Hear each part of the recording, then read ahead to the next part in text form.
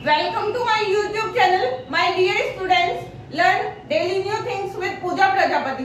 उम्मीद है मेरी पिछली सभी वीडियो आपको बहुत अच्छी और हेल्पफुल लगी होंगी, इसलिए आज मैं आपके लिए एक इंटरेस्टिंग टॉपिक प्रोबेबिलिटी लेकर आई हूँ। प्रायिकता, ये आपका कॉम्पिटिटिव एग्जाम्स जैसे कि एसएससी सीजीएल, एसएससी एमटीएस में भी अब पूछा जाने लगा है और रेलवे में तो ये पूछा ही जाता है और आपका 10th 12th में तो ये बहुत हेल्प करता है। तो चलिए वीडियो स्टार्ट करते हैं। आज मैं आपको प्रोबेबिलिटी प्रायिकता का इंट्रोडक्शन बताऊंगी और इससे अगली वीडियो में आपके लिए कुछ इंटरेस्टिंग क्वेश्चंस लेकर आऊंगी।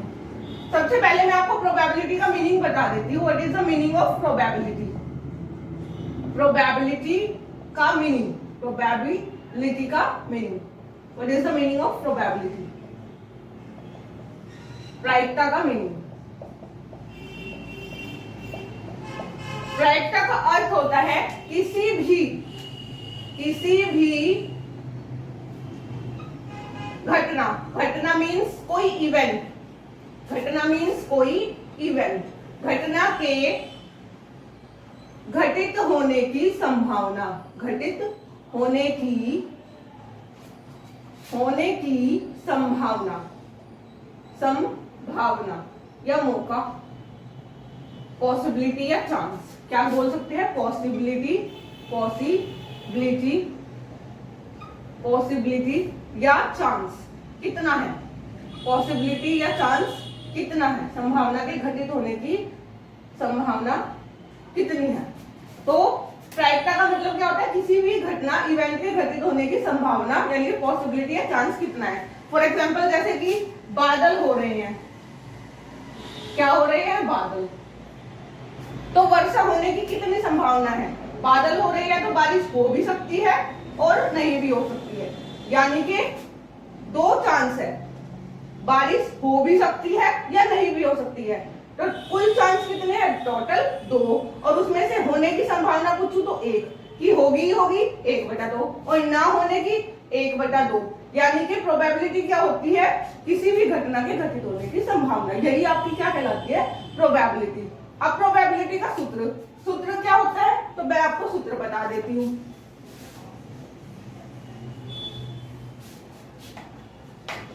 तो मोटा मोटा प्रोबेबिलिटी का मीनिंग क्या हुआ है? Probability of any event P of E ऐसे डिनोट करती है, इज इक्वल टू क्या होता है?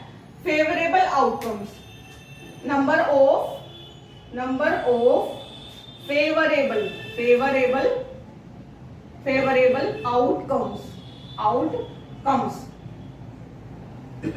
नंबर ऑफ फेवरेबल आउटकम्स, कि फेवरेबल होने की संभावना कितनी है, होगी या नहीं होगी। Favourable outcomes upon total outcomes, total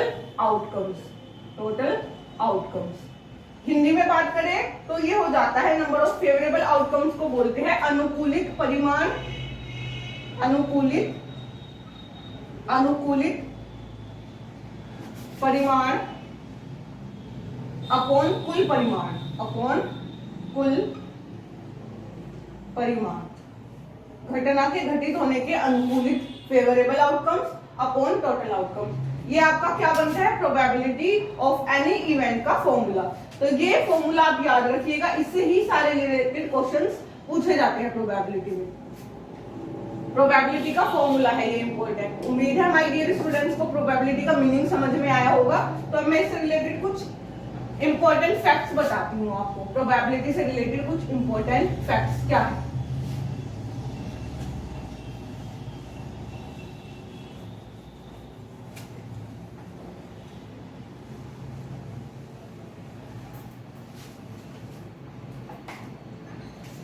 एक पूछ लेता है आपसे, श्योर इवेंट बताइए क्या है? श्योर इवेंट यानी कि निश्चित घटना, निश्चित घटना। क्या पूछ लेता है आपसे? श्योर इवेंट का मतलब बताइए निश्चित घटना। निश्चित घटना का मतलब है कि कोई परिमाण, जो भी आपकी घटना है वो घटित होगी होगी और उसकी प्रायिकता होती है 1। श्योर इवेंट का मतलब है कि घटना घटित होगी होगी। जैसे कि मैंने कहा कि बारिश होने की संभावना होगी या नहीं, मान लिया मैंने कहा बारिश होगी ही होगी, तो यानी कि वो निश्चित घटना है कि फिक्स हो गई है कि बारिश हो गई है, तो वो हो गया है निश्चित घटना कि वो इवेंट घट चुका है। एक होता है आपका impossible event, impossible event, impossible event. ये वर्ड्स याद रखने हैं आपको, इम्पॉसिबल इवेंट, इम्पॉसिबल इवेंट। इसका मान कितना होता है इम्पॉसिबल इवेंट का? ये होता है 0। जैसे कि मैंने कहा आपको कि एक डाइस मेरे सारे स्टूडेंट्स को पता होगा डाइस क्या होती है आपकी, लूडो की गिट्टी, लूडो की गिट्टी। डाइस का मतलब होता है, तो डाइस का मतलब जो पासा होता है, पासा बोलते हैं इसको, क्या बोलते हैं? पासा। डाइस को क्या बोलते हैं? पासा। अब मैंने कहा इसमें 8 आने की प्रोबेबिलिटी बताओ, 8 आने की प्रोबेबिलिटी। क्या ये पॉसिबल है? एक डाइस पे कितने अंक होते हैं? सभी स्टूडेंट्स को पता है एक डाइस पे 1 2 3 4 5 और 6 ये अंक होते हैं। इससे ज्यादा तो किसी डाइस पे अंक होते ही नहीं है। तो मैंने कहा है 8 आने की प्रोबेबिलिटी बताओ। जब 8 आता ही नहीं है तो इम्पॉसिबल इवेंट कहलाता है। तो उसकी प्रायिकता कितनी हो जाएगी आपकी? 0। यानी कि इम्पॉसिबल इवेंट क्या है? जो पॉसिबल ही ना हो, जिसका मान आ ही ना सकता हो उस इवेंट में, तो उसको बोलते हैं इम्पॉसिबल इवेंट। उम्मीद है माय डियर स्टूडेंट को श्योर इवेंट और इम्पॉसिबल इवेंट दोनों समझ में आए होंगे। तो चलिए तीसरा बताती हूँ क्या है।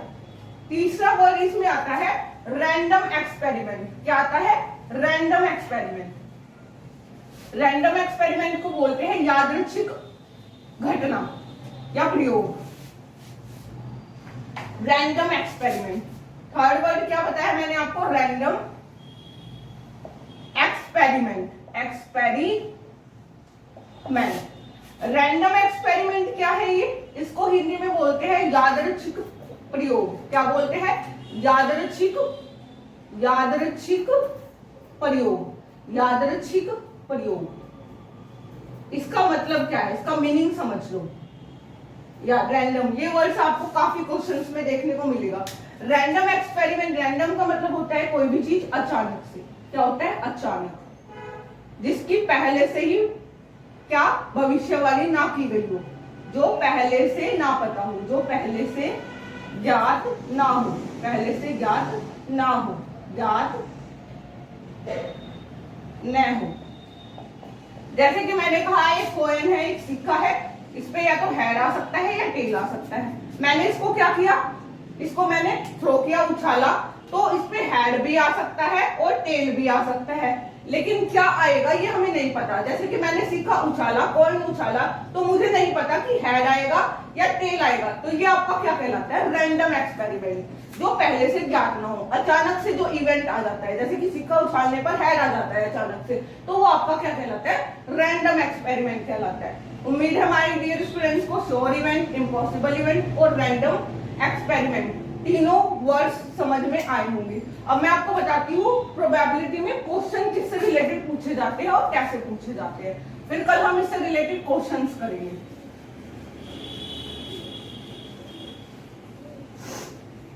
इससे पहले मैं आपको एक चीज बता देती हूँ कि एक फॉर्मूला होता है इसमें, P of E plus P dash of E।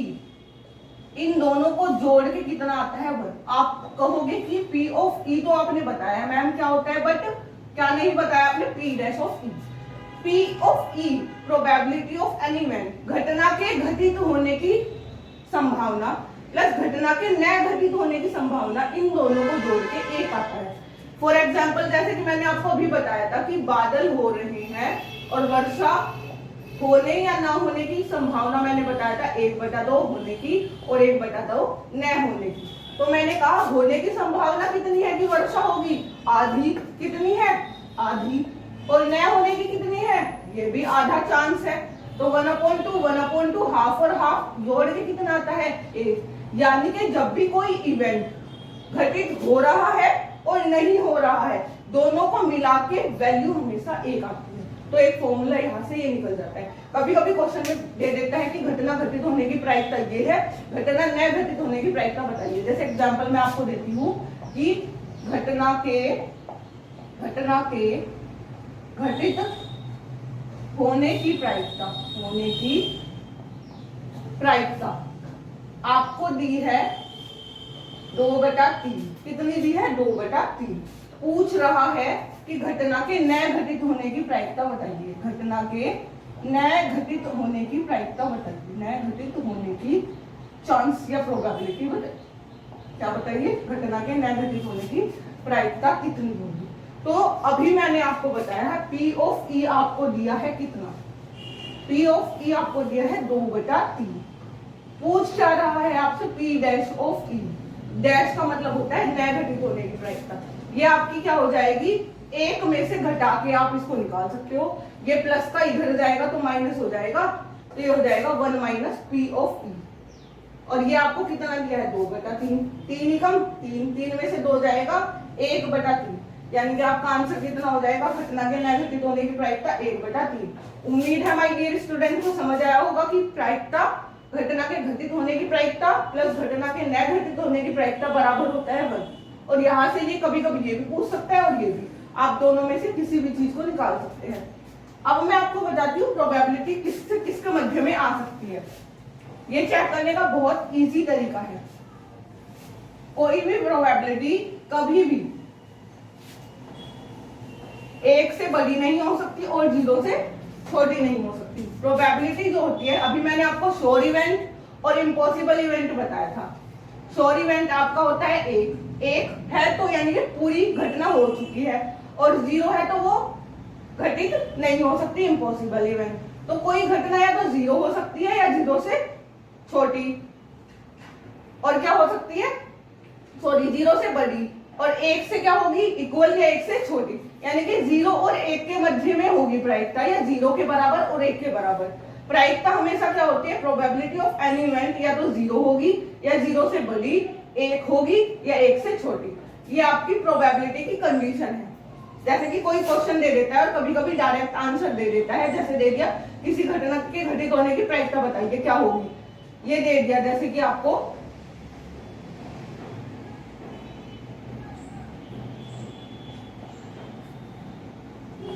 इस तरीके से ऑप्शन दे दिया किसी भी क्वेश्चन का, इनमें से कोई नहीं, तो बताइए प्रायिकता इनमें से कौन सी होगी। तो कभी कभी आप डायरेक्ट आंसर देख के बता सकते हो कि प्रोबेबिलिटी या तो 0 से बड़ी होगी, 1 से छोटी।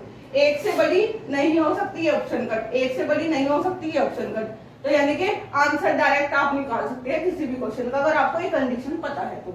चलिए अब मैं आपको बता देती हूँ उससे रिलेटेड क्वेश्चंस क्या क्या बनते हैं, फिर कल मैं आपको उनके बारे में समझाऊंगी।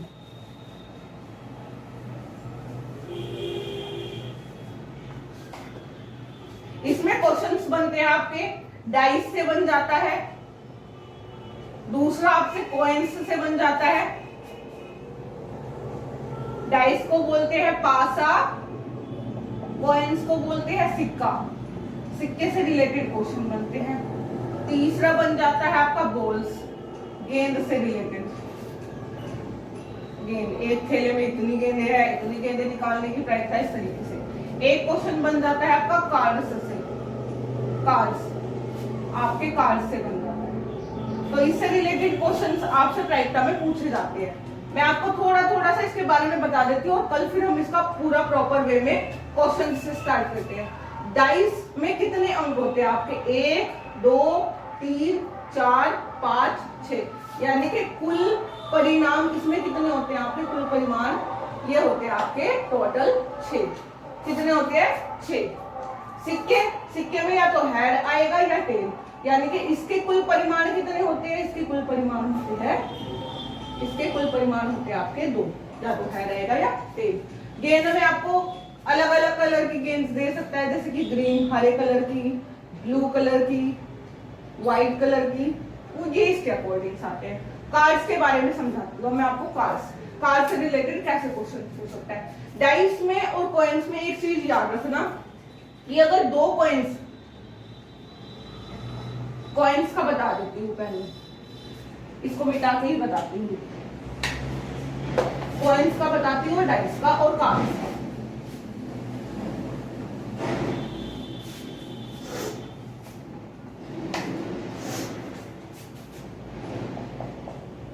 कॉइन्स यानी कि सिक्का,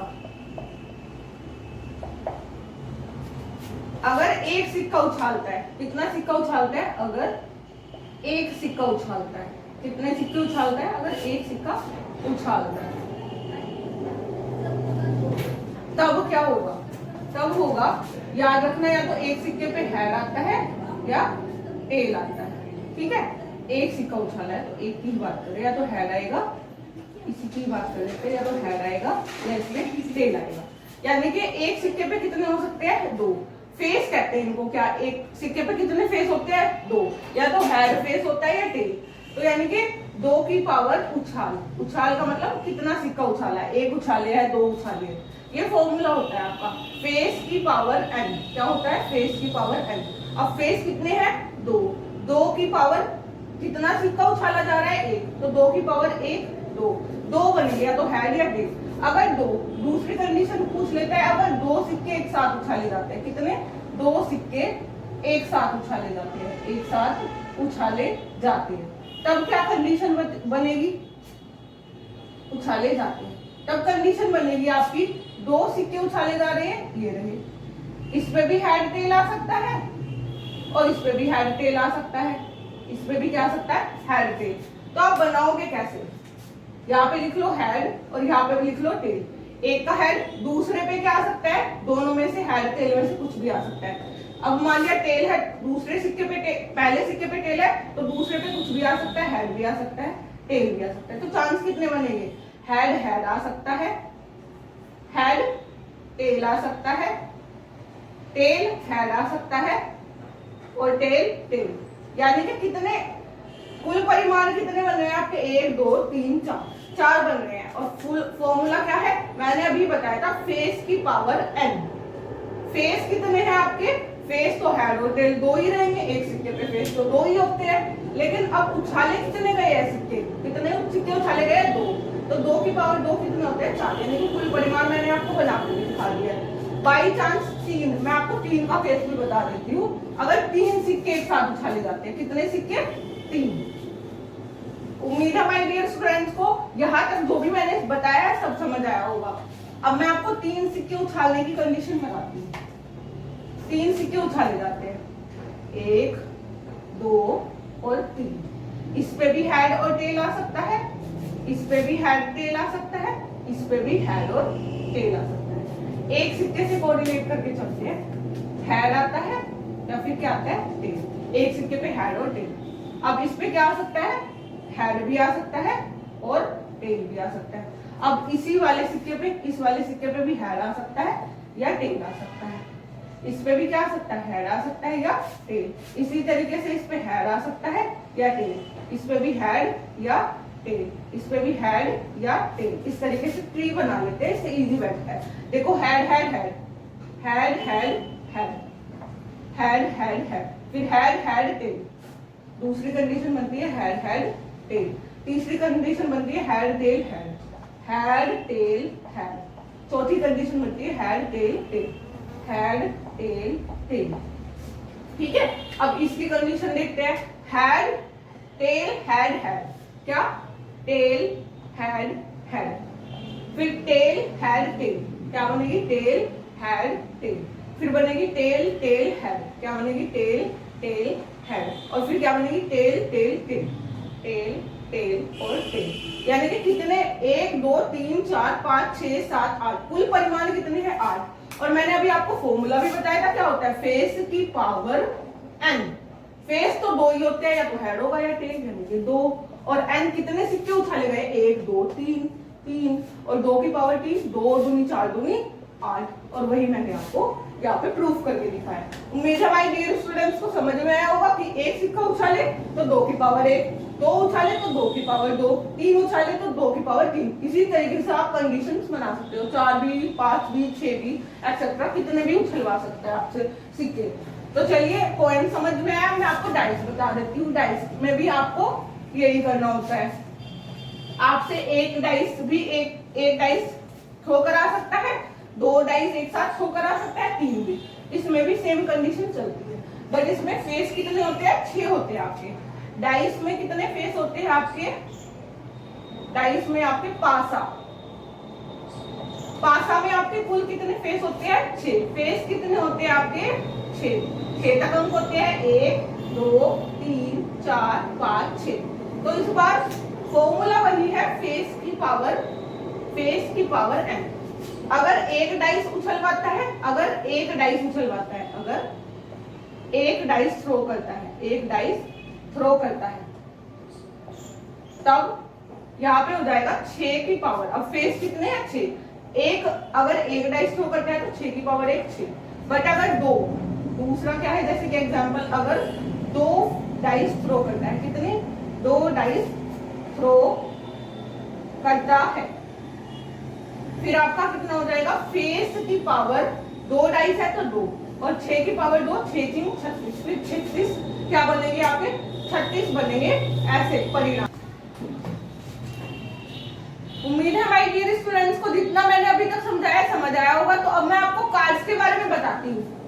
कार्ड्स आपका बहुत इंपॉर्टेंट रोल करता है और ये आपको कॉम्पिटिटिव एग्जाम्स में पूछा ही जाता है मोस्टली। कार्ड्स आपको पता ही होगा, टोटल कार्ड्स कितने होते हैं? टोटल कार्ड्स होते हैं आपके 52 में भी आपके 4 के सेट होते हैं, 4 सेट्स होते हैं। कितने सेट्स होते हैं? 4 सेट्स होते हैं 13 के, 13 चौका 52। मैं आपको परफॉर्म करके दिखा देती हूँ, यहाँ पे बना के दिखा देती हूँ कि कैसे आपके 4 सेट होते हैं 13 के। ठीक है, सबसे पहले आपका होता है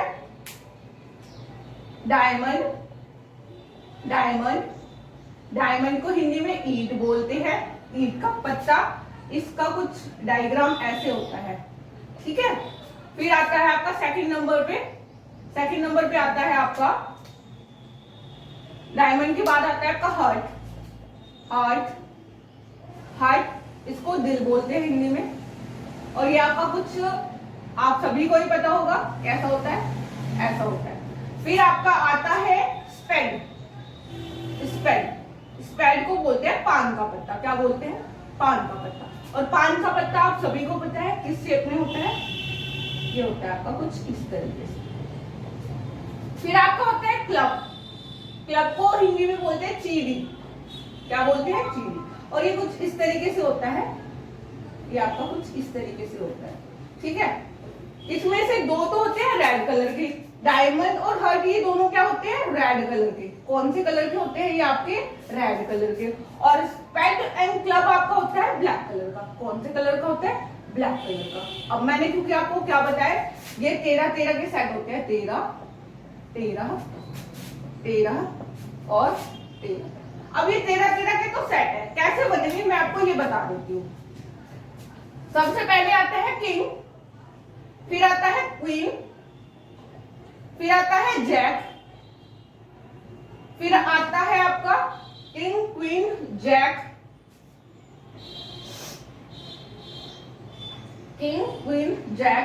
फिर आता है आपका 10 9 8 7 6 5 4 3 2 8। ये आपका कितना 1 2 3 4 5 6 7 8 9 10 11 12 13 कितने हो गए? 13। इसी तरीके से इसमें भी किंग क्वीन जैक 10 9 8 7 6 5 4 3 2 ऐसे, यानी कि इक्का बोलते हैं जिसको हिंदी में।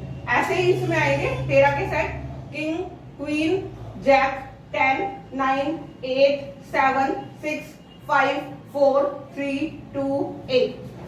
ऐसे ही इसमें किंग क्वीन जैक 10 9 8 7 6 5 4 3 2 8। उम्मीद है माय डियर स्टूडेंट्स को समझ में आया होगा कि 13 के सेट कैसे बनते हैं। अब इनको कुछ नाम दिए गए हैं। किंग पे किंग बना हुआ होता है, किंग का एक फेस बना होता है। क्या बना होता है? किंग का फेस। ऐसे ही क्वीन का फेस बना होता है और ऐसे ही जैक का फेस। ठीक है, किंग को राजा बोलते हैं, रानी बोलते हैं, और जैक को जो वो होता है आपका गुलाम बोलते हैं हिंदी में। राजा का पत्ता, रानी का पत्ता और गुलाम का पत्ता, इस तरीके से आपके पत्ते होते हैं हिंदी में। एस को इक्का बोलते हैं हिंदी में। तो इनको बोलते हैं फेस कार्ड। क्या बोलते हैं? इनको बोलते हैं जिन पे बना हुआ होता है फेस कार्ड बोलते हैं। फेस कार्ड आपके कौन से है? किंग क्वीन और जैक। अब देखा होगा आपने किंग क्वीन जैक, 3 इसमें आ रहे हैं, 3 इसमें, 3 इसमें और 3 इसमें, तो 3 चौक 12 टोटल फेस कार्ड हो जाते हैं। इस तरीके से आपके 12 कितने हो जाते हैं? Total face card 12। बाकी जो नीचे बचे हुए हैं इनको बोलते हैं नंबर कार्ड। क्या बोलते हैं? Number card. क्या बोलते हैं इनको? Number card. तो नंबर कार्ड कितने हो जाते हैं आपके? 52 में से जब 12 घटाओगे, 2 में से 2 गए 0, 5 में से 1 है 4। तो नंबर आपके कार्ड कितने बचे हैं टोटल? 40 होते हैं आपके नंबर कार्ड। उम्मीद है माय डियर स्टूडेंट्स को कार्ड का परफॉर्म करके जो मैंने आपको बताया है इजीली समझ आया होगा। अगर आपको आज की मेरी वीडियो बहुत अच्छी लगी हो और हेल्पफुल लगी हो तो प्लीज मेरी वीडियो को लाइक और शेयर कीजिए और मेरे चैनल को सब्सक्राइब कीजिए। Thank you my dear student. कल मैं आपके लिए इससे रिलेटेड कुछ इंटरेस्टिंग क्वेश्चन लेकर आऊंगी। Thank you.